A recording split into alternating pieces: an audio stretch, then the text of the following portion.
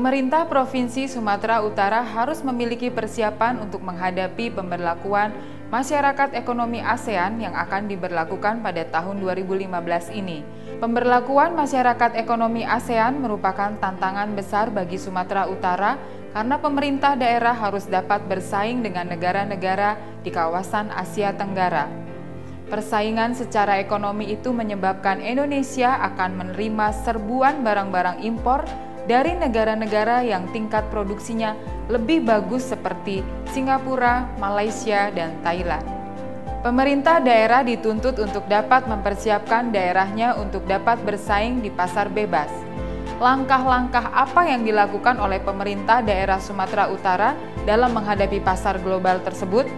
Berikut adalah penuturan Wakil Gubernur Sumatera Utara. Sebagaimana kita ketahui bersama bahwa akhir Desember ini kita akan masuk kepada masyarakat ekonomi ASEAN. Oleh karena itu tentunya kita harus menyiapkan diri dengan sebaik-baiknya menghadapi persaingan global di tingkat ASEAN ini.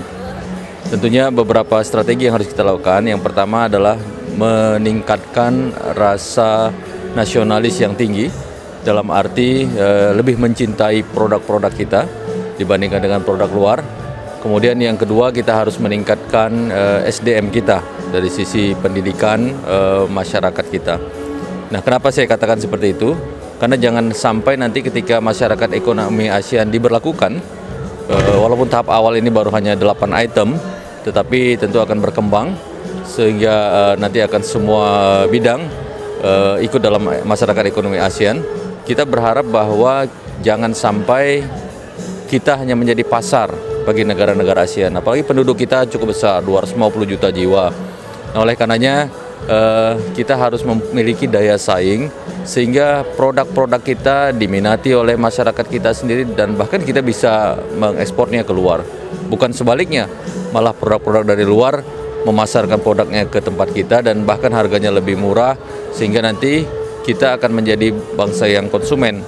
Nah, tadi sudah disampaikan oleh Bapak Presiden bahwa banyak hal yang harus kita lakukan. Pertama, tingkatkan kerjasama antara kabupaten, kota, dan provinsi sehingga kita bisa memiliki daya saing.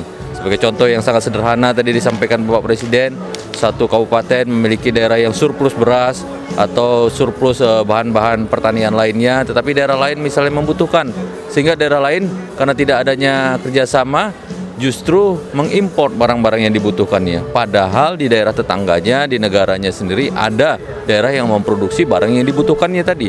Nah, inilah yang satu hal yang sangat positif, artinya tingkatkan kerjasama antar kabupaten, kota, dan provinsi di seluruh Indonesia agar kita memiliki daya saing menghadapi masyarakat ekonomi ASEAN.